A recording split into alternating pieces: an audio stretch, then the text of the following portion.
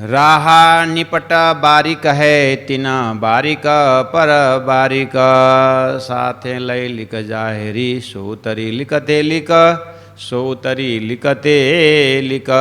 बोलो श्री प्राणनाथ प्यारे की जय, सदगुरु महाराज की जय। राहा निपट बारिक है। प्रणाम सुंदर साथ जी, प्रणाम। राहा मतलब मार्ग, निपट मतलब निश्चित एकदम बिल्कुल, बारीक है, बारीक मतलब सूक्ष्म। सुंदर साथ जी ये प्रकरण कीर्तन का 63 प्रकरण है और चौपाई नंबर 17 है। इसका शुरुआत जिन शुद्ध सेवा की नहीं ना कछु समझे बात से सेवा से प्रारंभ हुआ है। इसीलिए यहाँ बहुत ऊंचे कोटि के सुंदर साथ के अंदर भी थोड़ा बहुत सेवा करते करते अहंकार प्रवेश हो जाना ये माया का हथियार है। यही ज्ञानी को मूर्ख बना देता है, भक्त को यही अहंकार परमात्मा से दूर बना देता है। बहुत सारी समस्याएं धर्म मार्ग में अहंकार के कारण कठिनाई आती है। इन सब को मद्देनजर रखते हुए महामती प्राण जी अब समग्र रूप में ये 17वां चौपाई में पहुंचने के बाद पूरा प्रकरण जैसे आप देखेंगे तो पहले से इसका एक दो प्रवचन आप लोगों ने सुन चुके हैं। खेचा खेच ऐसे करी ये भी लगे दुख देन दुख देन दुख देन दुख देन। तो राजी महाराज को या महामती प्राणनाथ जी सुंदर साथ के जमात से दुखी कब होते हैं तो उसका भी एक झलक यहाँ पर मनन करने को मिलता है। अब राज जी को दुखी नहीं करना हो तो अपना स्वभाव कैसा होना चाहिए उस एंगल से भी चौपाई को देखना होगा। अब जब राहा शब्द में पहुंचते हैं तो थोड़ा सा जीवन का यथार्थ में जब उतरेंगे तो धरती में दो राह, दो मार्ग है। एक प्रवृत्ति मार्ग है, एक निवृत्ति मार्ग है। एक शरीर संसार व्यवहार को मुख्य बना करके जीने का मार्ग है और एक आत्मा परात्मा परमधाम मोक्ष इन शब्दों को लेकर के जीने का मार्ग है। एक श्रेय का मार्ग है, एक प्रेय का मार्ग है। अब यहाँ निर्णय करना होगा कि वास्तव में जीवन का कोई भी मार्ग लो है तो सभी मार्ग कठिन है तो दोनों मार्ग कठिन है। जीवन जीना इतना आसान नहीं है। इसलिए गीतकार गीत भी गाते हैं। गीत गाने वाले से पहले उन्होंने शब्द बनाया है, कोई कवि ने बनाया होगा या तो संगीतकार ने शब्द संरचना की होगी। गाते हैं फूलै फूल मात्र पनि होइन रहेछ जीवन काँडा बीच फुल्ने फूल रहेछ जी। यहाँ भी बहुत अनुभव लिखा हुआ है। कोई भी मार्ग जीवन इतना आसान नहीं है। अगर जीवन की तरह जीना हो तो बहुत कांटाओं को पार करते हुए फूल में पहुंचते हैं। अब जीवन मिला है मनुष्य जीवन पशुवत जीना हो तो उसका तो कोई मूल्यांकन है नहीं। प्राण ने पहले इन लोगों के मैं क्या कहूँ, वो जाए पड़े मुखकाल जो सात कहलाए शामिल भय, जो दिव्य परम धाम लक्ष्य बना करके मनुष्य जीवन को धन्य बनाना चाहते हैं उनका भी कुछ हाल बताऊं। वहाँ से शुरू किए हैं। इसीलिए शरीर संसार व्यवहार करके जो संसार में रमना झमना जो है उनको यहाँ पर बारीक शब्द कठिन तो कठिन है, वो भी आसान नहीं है। लेकिन रिजल्ट अगर देखा जाए तो शून्य का शून्य में समावे। वो न गीता न भागवत न उपनिषद किसी भी कथानक न किसी ने ग्रंथ न किसी के संत के जीवनी से ही मिलता है कि उस मार्ग में लोग खुशी से रहें और अंत में खुशी से जीवन चले और खुशी से जीवन यापन और नेक्स्ट लाइफ जो है और आनंददायी हो, ऐसा तो कहीं किसी ने बताया ही नहीं है। इसलिए प्राणनाथ जी का मेन मकसद है कि अब रहा एक ही रास्ता, वो परमात्मा तरफ लौटने का रास्ता। इसीलिए प्रवृत्ति मार्ग और निवृत्ति मार्ग में, प्रवृत्ति मार्ग को छोड़ करके निवृत्ति मार्ग में आया रहा निपट बारीक है। ये निवृत्ति मार्ग बहुत कठिन है। सदगुरुदेव चंद्र जी महाराज जैसे घर से निकले तो बालू का रास्ता में पहले पहुँचे, रात भर चले, तो वो वालू का रास्ता का भी वितक में ये प्रतीक देता है कि ये जो धर्म का मार्ग है, मोक्ष का मार्ग जो है, ये वालू का जैसे ड्राई मार्ग है, सूखा है, इसमें रस नहीं है। अर्थात यहाँ संसार को रमझम से बहुत दूर रहना होता है। इसलिए यहाँ एक दो निभाना बहुत मुश्किल है इस रास्ता में। कैसे कि अकेला चलना अकेला है, लेकिन चलना मुश्किल है। इस ऐसे धर्म का मार्ग जो है बहुत बारीक है। और कोई भी एक व्रत धारण करो, जैसे गीता में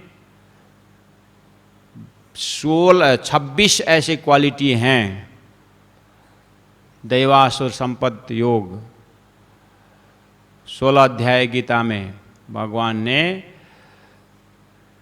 अहिंसा, सत्यमा, क्रोधः, ऐसा सुंदर सुंदर शब्दों से 26 ऐसे शब्द दे रखे हैं जिससे अपने जीवन को संवारना होगा। वहाँ से भी पता चलता है, गीता के ज्ञान से भी, कि वास्तव में जीवन कैसा होना चाहिए। अहिंसा, सत्यवादी और निर्मोही, कितने सुंदर सुंदर शब्द है जो हमारा अंतस्करण को श्रृंगार करता है। लेकिन चलना कठिन है। एक सत्य शब्द को जीवन में अपनाने के लिए राजा हरिश्चंद्र को सत्यवादी कहा है और युधिष्ठिर को सत्यवादी कहा है। सत्यम वद धर्मम चरा, इतने में 6 महीना लगा करके सत्यम वद गुरु से परीक्षा में पास होने के लिए ऐसी कहानी आती। लेकिन उसका रिजल्ट क्या हुआ? आज भी जब युधिष्ठिर शब्द आता है तो सबके दिमाग में सत्यवादी आता है। कहने का मतलब, इतना सत्यवादी बनने के लिए कितनी बारीकी साधना करनी पड़ी हो। एक एक शब्द को जब आत्मसात करते हैं ना, तब पता चलता है कि बारीक शब्द क्या है। इसी रफ्तार में अब जब हम तारतम वाणी द्वारा, ठीक है, भजन कीर्तन कर रहे हैं, राज्य की सेवा पूजा कर रहे हैं, तीर्थ यात्रा कर रहे हैं, पुण्य कार्य कर रहे हैं, सीख रहे हैं, सिखा रहे हैं, जीवन को धन्य बना रहे हैं जैसा लगता है। लेकिन याद रहे, सूरत एक राखिए मूल मिलावे माहे। बस इतना कोई अगर आत्मसात करना हो तो फिर उसके बाद पता चलता है कि ये सूरत एक ही राखिए मूल मिला में सूरता टिकी रहे। ऐसा जब आएगा, आखिर होना तो यही है। जैसे इस शरीर से प्राण निकलता है, शरीर को जैसे बंदूक से गोली निकलती है, धनुष से बाण निकलती है, ऐसे धनुष रूपी बंदूक रूपी गोली को, शरीर को यहीं छोड़ करके आत्मा रूपी गोली, आत्मा रूपी बाण जब अपने परात्म स्वरूप में उठ के नाइए जमुना जी करके दिव्य परम धाम की अष्टप्रहर लीला में आत्मा को रमाना, ये वास्तव में ब्रह्मात्माओं के दर्जा से लक्ष्य है। जब इसको आत्मसात करने की बात आती है तब पता चलता है कि बारीकी बात क्या चीज़ है।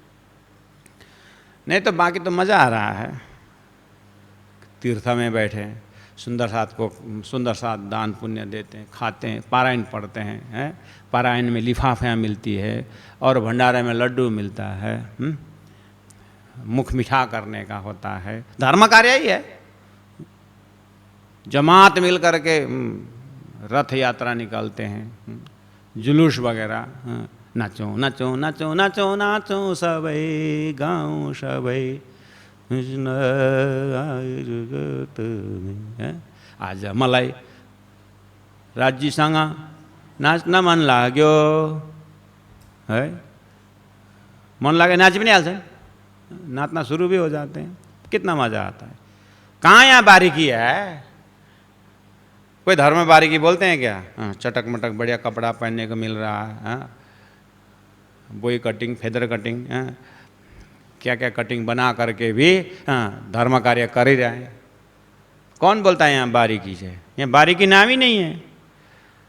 महाराज ऐसे तो जीवन चलेगा।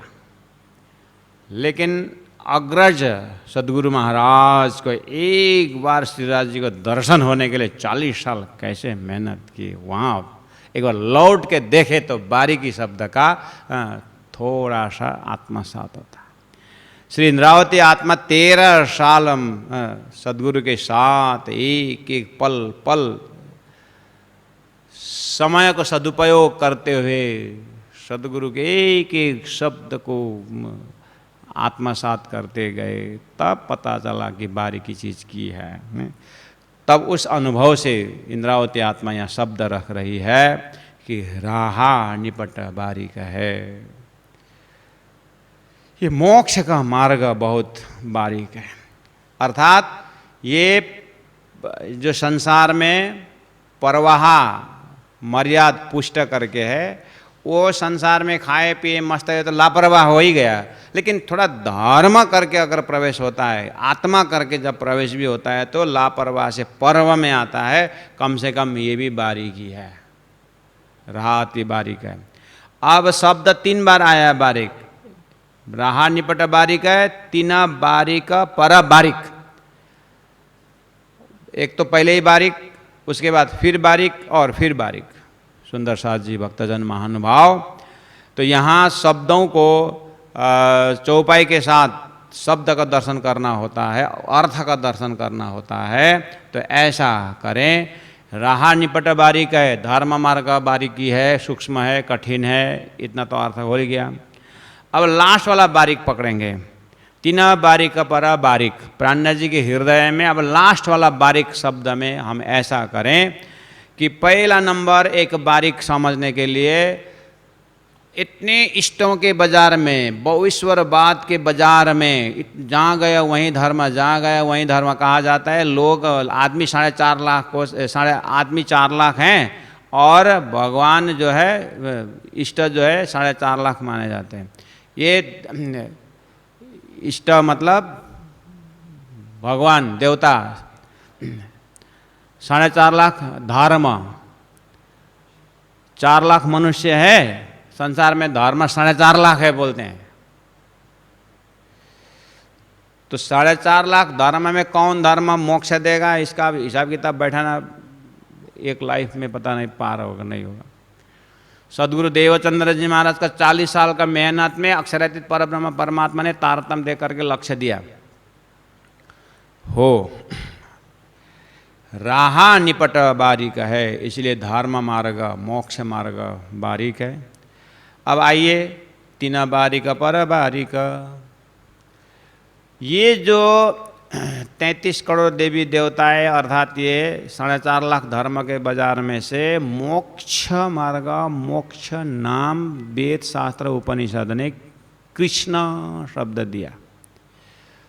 तो कृष्ण तक आना बारीक हुआ कि नहीं हुआ, एक दो उदाहरण दे करके आज के समय को हम सदुपयोग करेंगे इस चौपाई समझने के लिए, कि उदाहरण दे के समझाने के प्रयास कर रहा हूँ।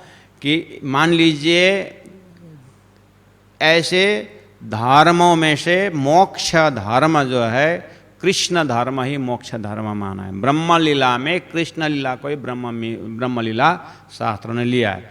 अब सुखदेव महाराज की सारी जीवनी, व्यास जी की सारी जीवनी को जैसे हम श्रवण करते हैं, तो जैसे ही कृष्ण लीला में पहुँचे तो व्यास जी को भी संतोष हुआ। तो इसका मतलब ये पहला वाला बारीक शब्द में कम से कम वेद व्यास जी का मनन में कृष्ण तक पहुंचना मामूली नहीं है, ये बारीक है। अब कृष्ण लीला त्रिधा प्रोक्ता, कृष्ण के लीला में भी 3 डिपार्ट है, 3 भाग है। अब वहाँ पहुँचना और बारीक हुआ। उसमें श्री कृष्ण का लीला में एक तो द्वारिका लीला है, फिर जाकर के मथुरा की लीला है, फिर ब्रजरास है, या शुरू से देखें तो ब्रज लीला, रास लीला, उसके बाद फिर मथुरा लीला, उसके बाद फिर द्वारिका की लीला। अब ये बारीकी शुरू हो गया कि नहीं हो गया? 3 बारीक पर बारीक शुरू हो रहा है अभी। जैसे कृष्ण लीला अटपटी, झटपट लखे ना कोई, मन की खटपट जब मिटे तब चटपट दर्शन होय। कृष्ण के चिंतक ने ऐसा कहा है, तो ये और बारीकी होते जा रहा है। शास्त्र कहता है कृष्ण कृष्ण कृष्ण सब को ही कहे, संत जन कहते, पर भेद न जाने कोई, नाम एक विध है पर लीला 3 विध है। यहाँ क्या दिखा रहा है? बारीकी तो दिखा रहा है। सूक्ष्मतम दशा, बहुत जटिल विषय है श्री कृष्ण के विषय में, तो बारीकी होते जा रहा है। मामति प्राणनाथ जी इन सब को पार करते हुए लास्ट में एक बारीक शब्द दिया हुआ है कि 3 बारीक पर बारीक, लास्ट में बारीक शब्द शॉर्टकट आपको पकड़ा दूं, अंतिम में तारतम वाणी द्वारा अनंत मार्गों में से परादसदा प्रेम लक्षणा भक्ति का मार्ग जो है प्राणनाथ जी के दिल दिमाग में, ये अंतिम बारीक है। और कृष्ण लीला में से एक वैकुंठ की लीला है, एक गोलोक की लीला है, और एक अक्षरातीत परब्रह्म परमात्मा की लीला श्री कृष्ण स्वरूप से ही है। और स्वयं अक्षरातीत परब्रह्म परमात्मा कृष्ण है, वो अक्षरातीत, वो भी कृष्ण ही है। और यहाँ जो अवतार धारण करके आकर के जो लीला करते हैं विष्णु भगवान, वो भी कृष्ण नाम से व्यापक होते हैं। इसीलिए इन सभी इष्टों में से श्री कृष्ण तक पहुंचना, और श्री कृष्ण के पास पहुंचने के बाद भी साक्षात कृष्ण ब्रजे नित्यम स्वांग से नहीं बिहारी न। अब वहाँ पहुँचना, शास्त्र ही बोलता है ब्रज में लीला करने वाला साक्षात कृष्ण है, और उनका अंश है मथुरा में कंस उद्धार करने वाला, और द्वारिका में लीला करने वाला तो मथुरा वाला का भी अंश है। साक्षात कृष्ण ब्रजे नित्यम स्वांग से नहीं हुआ बिहारी न, तस्य अंश मथुरायाम वासुदेव जगद्गुरु हो, द्वारिकायाम तदंश स्वस्ति। द्वारिका के लिए तो उसका भी अंश है। बस यहीं पर और बारीकी आ गई। मैं खाली इतना ही बोल रहा हूँ कि प्राणनाथ जी ने राहा अति बारीका बोलने पर एक कृष्ण नाम को लेकर के बारीकी का प्रवेश कर रहे हैं। अब नाम में बारीकी की बात आई, अब लीला में बारीकी और होता जाएगा ऐसा ही। कृष्ण लीला में बारीकी है, नाम में बारीकी है, उनके उपदेश में और बारीकी है। खाली कृष्ण, अब मार्ग को पकड़ेंगे तो संसार में कर्म का मार्ग है, उपासना का मार्ग है, ज्ञान का मार्ग है, विज्ञान का मार्ग है। अब उससे जाए तो अब उसी में फिर बारीकी डालते जाना पड़ेगा। तो जैसे ही प्राणनाथ जी के हृदय से वो कृष्ण की लीला जब पकड़ में आता है तो देखना वहाँ पर फिर बोलते हैं, शास्त्र ही बोल रहा है। अभी तो वाणी का प्राणनाथ जी ने वो सब देख करके ही यहाँ पर समझाने के प्रयास किया है।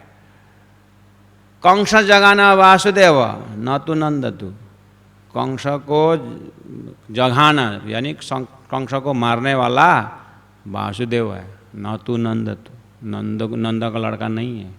ले अब और दूसरा टेंशन शुरू हो गया। श्री कृष्ण अब अखंड शब्द से प्रवेश करेगा तो और बारीकी इसी में पकड़ना पड़ेगा। खाली अखंड शब्द ही पकड़ेंगे ना, रा अत्य बारीक है, अखंड शब्द बारीक है, 3 बारीक पर अखंड और बारीकी होता जाएगा। अब रासलीला त्रिधा प्रोक्ता, रासलीला के भी 3 जगह है। रास का भी बिंब प्रतिबिंब प्रतिवास व्यवहारिकी ऐसा होता। अब वो बारीकी सुंदर साथ जी प्राणनाथ जी को पहचान एक एक शब्दों में उनके हृदय का अर्थ पकड़ने में जाने में और बारीकी हो जाती। इसीलिए तो एक को ट्रैक पकड़ करके निकलने का प्रयास करने में ही आधा जीवन चला जाता है। सदगुरु का आश्रय लिए बिना होता नहीं है। तो अब कृष्ण नाम को लेकर के रहा निपट बारी कहे करके आप प्रवेश करेंगे, शास्त्र को देखते जाइए। और प्राण जी के हृदय में 3 बारीक पर बारीक जब आता है तो अक्षरातीत श्री कृष्ण अर्थात श्रीराज जी महाराज तक और उस मूलमिलाव में विराजमान राजश्यामा जी के चरण को याद करते हुए उन श्रीराज जी के हृदय में जो मूलमिलावा है और वहाँ उनके हृदय में जो प्रोग्राम चल रहा है सृष्टि के विषय में, वहाँ पहुँचने तक में बहुत बारीकी रास्ता पार करके जाना होता है। तो अक्षरातीत श्री कृष्ण अक्षरातीत श्रीराज जी महाराज एक ही स्वरूप वहाँ पर विराजमान है। तो वहाँ पहुँचने के बाद सूरत एक राखिए मूल मिलावे माँ हैं। उस मूल मिलावा का लक्ष्य ये बहुत बारीकी चीज़ है करके, और खाली हम संकेत कर रहे हैं कि एक शब्द से बारीकी जानना हो तो किस तरह से जाएं, आत्मसात करते जाएं, ये वाली। चलो अगर राह निपट बारीक है करके जाएंगे तो संसार में 3 सृष्टि है। इसका मतलब जीव सृष्टि भी धर्म मार्ग से जा रहा है, ईश्वरीय सृष्टि भी धर्म ही कर रहा है और ब्रह्म सृष्टि भी धर्म ही कर रहे हैं। अब ये सृष्टि को पकड़ के अब बारीकी में जाना हो तो पहला तो मैं जीव सृष्टि हूँ, मैं जीव में हूँ या मैं आत्मा हूँ बोलना ही बारीक है। किसको ध्यान आएगा मैं आत्मा हूँ करके? एक बार हिसाब लगाओ, सुबह उठ से शाम तक, उठते ही चाय पिलाओ भाई, तो नाश्ता करवाओ भाई, आज सब्जी में क्या है, इस बार कहाँ घूमने का जाने हैं, आज तो संडे भाई।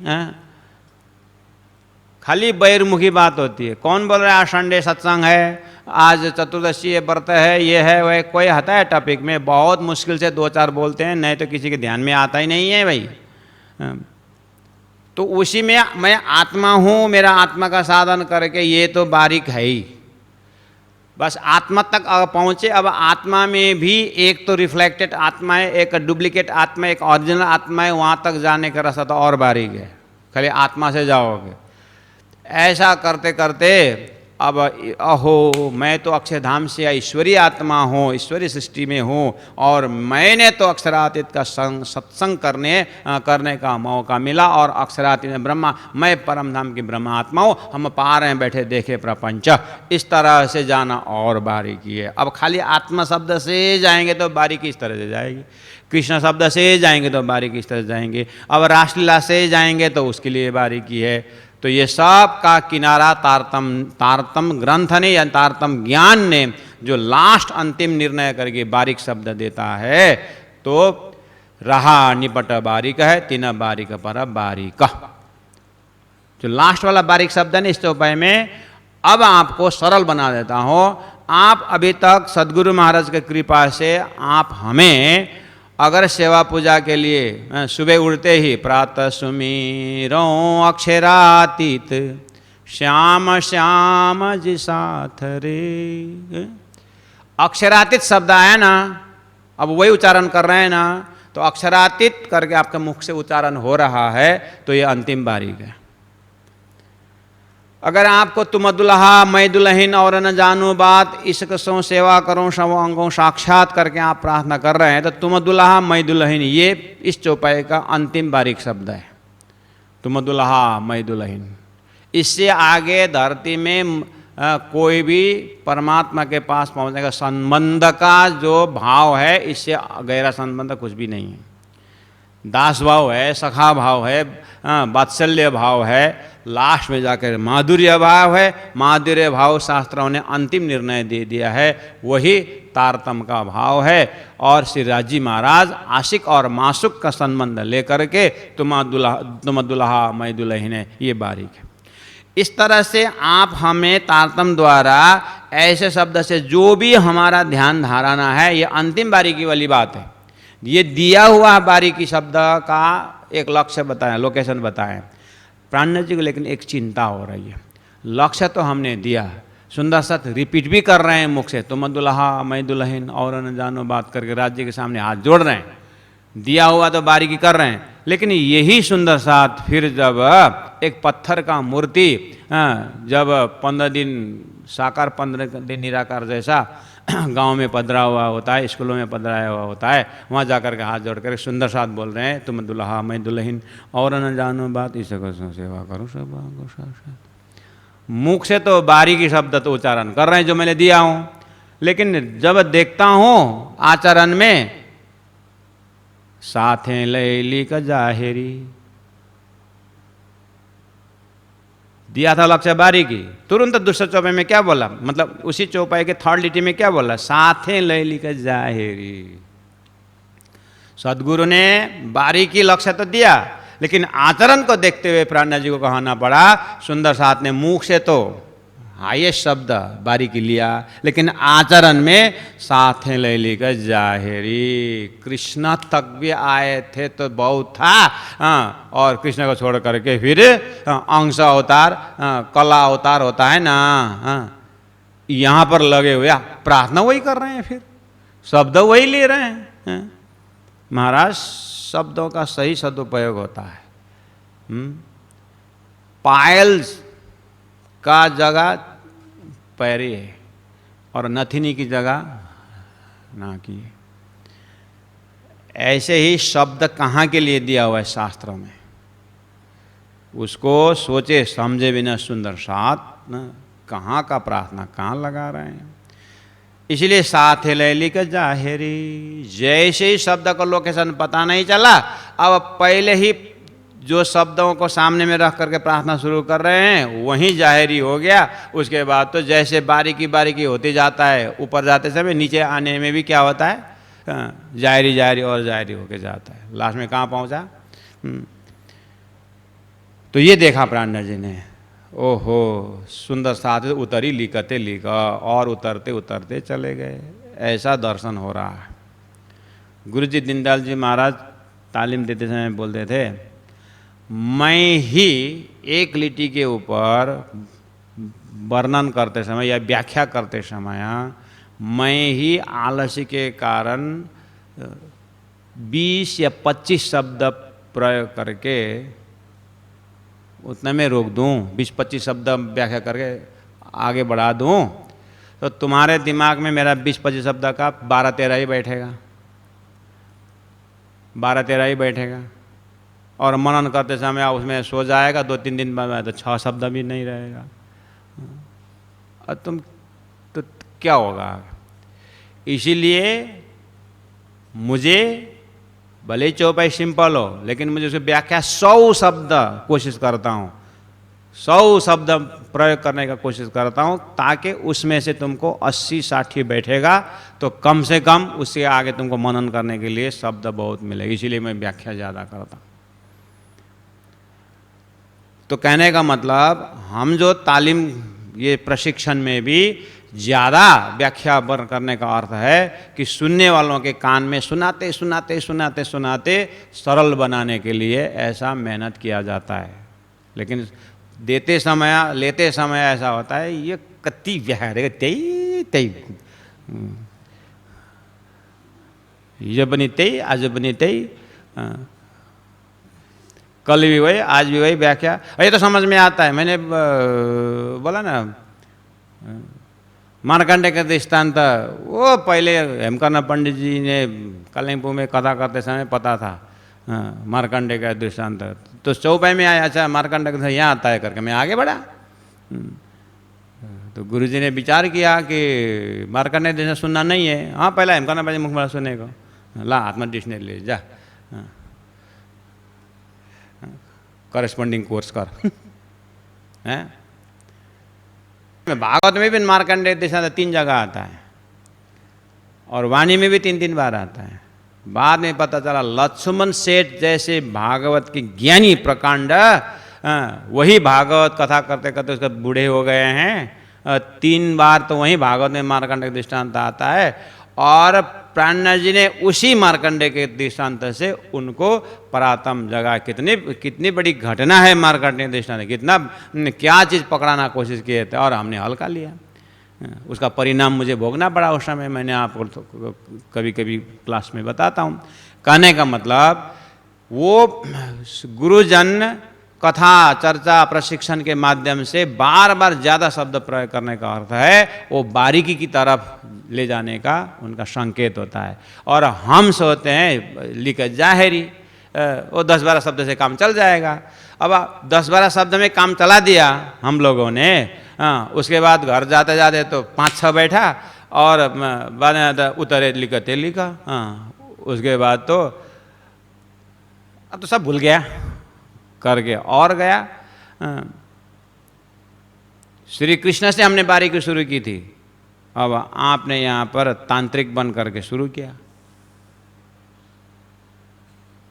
और श्री कृष्ण को ले जा करके बारीक में था। सेकंड चौपाई में धनी ने कहा साथ ले ली का जाहिरी में कहाँ मैंने कृष्ण भक्ति दिया था, सुंदर साथ ने तांत्रिक भक्ति शुरू कर दी। अब देखना तांत्रिक को तो और तांत्रिक और तांत्रिक, लास्ट में तो हड्डी पे हलाउँदै गरेको हुन्छ है।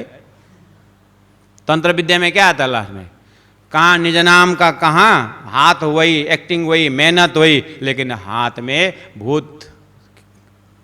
वो इस तरह से एक कॉन्क्रीट दृष्टांत दे रहा हूं, थोड़ा सा ट्रैक डिस्ट्रैक्ट होने से बस अब उतरना लक्ष्य ही कहाँ पहुंचा, विचार ही कहाँ गया, ऐसा हो रहा है। इस तरह से ओवरऑल नक्शा दिखाए, लेकिन यह प्रसंग सेवा का है सुंदर साथ जी, इसलिए सेवा से शुरू करके कहाँ पहुंचना है और सेवा में भाव बिगड़ने से दर्जा क्या होता है उसको भी ट्रैक देख करके अहंकार घुस गया सेवा में तो ये भी लगे दुखदेन बहुत दुखदेन है सुंदर साथ जी। इस तरह से साथ ले लिख जाहिरी सो उतरी लिखते लिखा। थोड़ा सा प्रसंग को दृष्टांत रूप में ले आकर के हमने ये बात रखने की कोशिश की और हमने जितना समझा है उसमें से 2-4% हम कोशिश करते हैं निकालने का। अब आप के सामने में वाणी है, आप स्वयं इसको पढ़ने लिखने और मनन करने का आपकी आदत है। हमने गुरु प्रसाद जो बारीकी की बात में दृष्टांत देकर हमने समझा है उसको हमने रखने की कोशिश की। अब आप भी और मनन करिए, राजी महाराज आपके ऊपर और आटी कुटी खोल देंगे। और आखिर राजी की वाणी हम तो थोड़ा ऊपर बैठ के इसलिए बोलते हैं कि सबको दिखाई देता है, नहीं तो ऊपर बैठ के बोलना